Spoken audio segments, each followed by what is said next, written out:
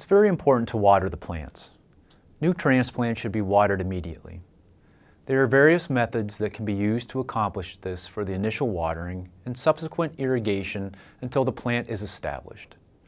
During the first 3 years after transplanting, the new planting will be working hard to develop a root system into the native soil surrounding the root ball. During this time of establishment, the plant will have a difficult time dealing with dry soils and times of drought. Between rains, the plant will rely on humans to get adequate water. A good rule of thumb for newly planted trees and shrubs is 10 gallons of water per week for trees 2-inch caliper and under. For trees greater than 2-inch caliper, add an additional 10 gallons per week for each inch over 2-inch caliper. If it has rained, a useful watering guideline is 1 inch of water per week for each inch of trunk diameter. This can be measured with a rain gauge. It is best to have slow, deep, soaking irrigation on a weekly basis rather than a frequent, shallow watering, but if a plant is showing wilting or browning on the edge of leaves, check the soil to see if it is dry and water is needed. It is hard to say exactly how much water a plant will need because every plant is in a different environment. It is dependent on a variety of factors, including soil type, the size of the plant, whether it is in leaf, the temperature, wind movement, and the type of trees planted. Trees planted from B&B stock are often in heavy soils that can hold water longer. Containerized trees are often in a media that dries up more quickly, and you may need to water them more than once per week. If trees and shrubs are planted in with a lot of clay and organic matter, you may only need to water them once per week. But if the trees are planted in sandy soils, you may need to water them every other day during the first year in the landscape. When hand watering new plants, be sure to use a water breaker to avoid eroding the soil or mulch. A water breaker is a type of nozzle that breaks the water into a gentle pattern like a shower head. Soaker nozzles and bubbler nozzles are also available to provide a slow, gentle stream of water without causing erosion. An alternative irrigation form for the first year or two of a tree's establishment are watering bags, such as tree gators, a slow-release watering system. The advantage of tree gators is that they deliver a high volume of water directly to the root system with no runoff or evaporation. You only fill them about once each week. Use these bags only during tree establishment. For larger diameter trees, you can zip together several tree gators.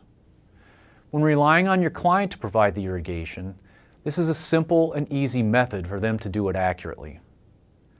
In a normal autumn, the temperature is cooler and rainfall increases.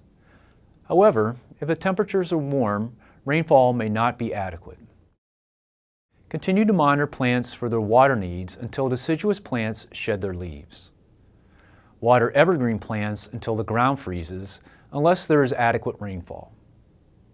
In the second and third year, plants are still establishing their root systems.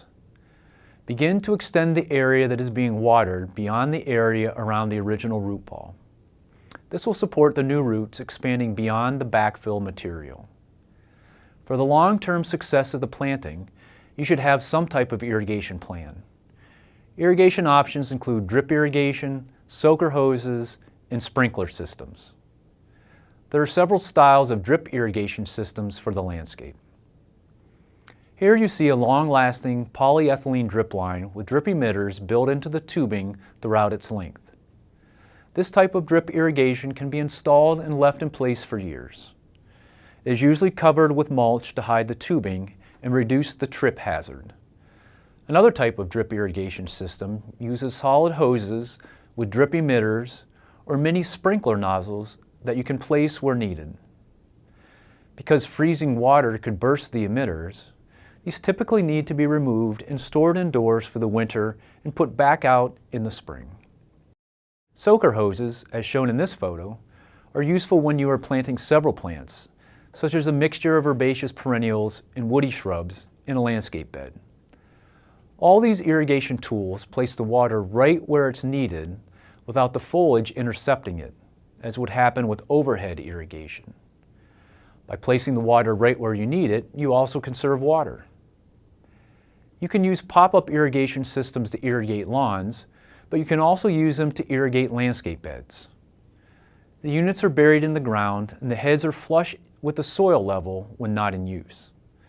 They pop up from the ground while running and usually have pivoting heads that move over a wide swath of lawn. Specialty subcontractors are usually needed to install them. However, sprinkling systems that get the foliage of a plant wet can contribute to foliar diseases and usually are not as efficient at delivering water to the soil. Use drip lines, soaker hoses, and sprinkling systems on timers to provide regular irrigation. Calibrate these systems regularly so that the appropriate amount of water is being applied. Adjust the timers throughout the season so that they supply what the plants need.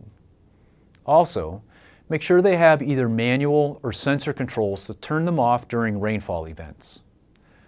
Let's look at a few trees that are suffering from water problems. Wilting is the most common sign of a plant that needs to be watered. Plants that are frequently deprived of water will also get a browning or scorching of the leaves around the margins.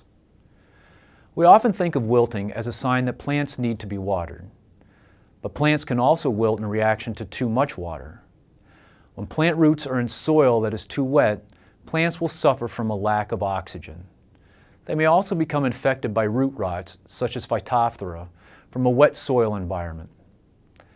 As you've learned, water is crucial to the establishment and survival of plants. So know the available moisture of your landscape setting and the water needs of the plants you are planting, especially while they are being established.